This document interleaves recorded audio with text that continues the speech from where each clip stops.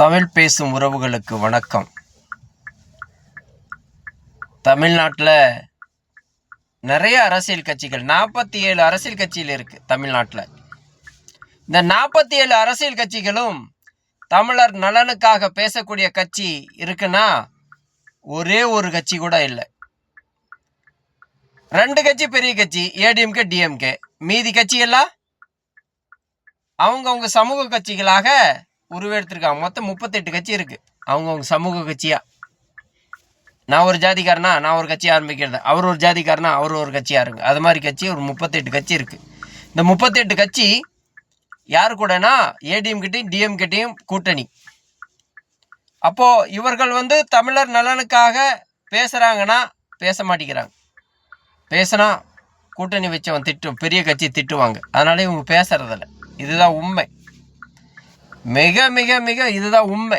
அதனால் இவங்க பேசுறதில்ல. அப்போ இந்தியாவின் சூப்பர் ஸ்டார் யாரு கூடயும் கூட்டணி வைக்காதவர் ஒருத்தர் இருக்கார்.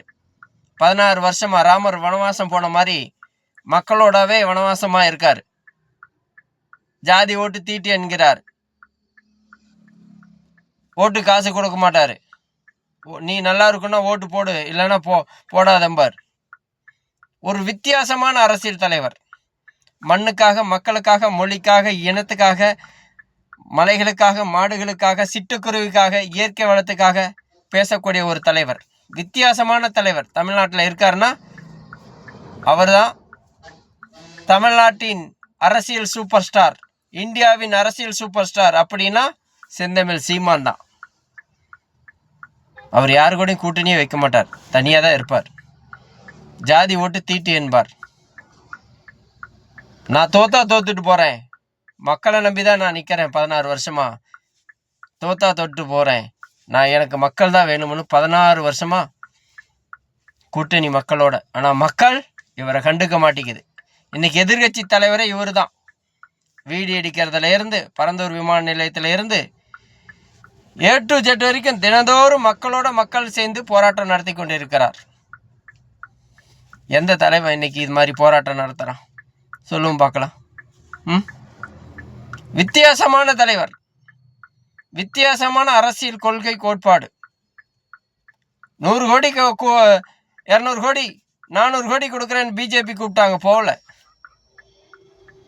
ஆனால் சில சங்கி கூட்டங்கள் சீமானை விமர்சிக்கிறார்கள்.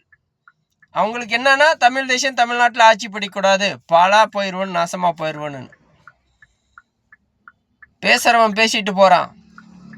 ஒரு நாள் தமிழ் தேசியம் ஆட்சி பிடிக்கும், அப்போ எல்லாத்துக்கும் பச்சை மட்ட வைத்தியம் கிடைக்கும் உறுதியா. எங்கள் நிலத்திலே நாங்கள் ஆட்சி பிடிக்கிறது, இதில் என்ன எங்களுக்கு?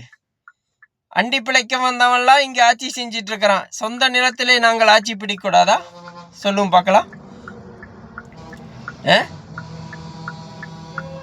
கூட்டு அரசீட்டு துண்டு சீட்டுக்கு விலை போயிட்டாரா? தமிழர்களை அடமான வச்சிட்டாரா? தமிழ்நாட்டின் அரசியல் சூப்பர் ஸ்டார் செந்தமிழ் சீமான்.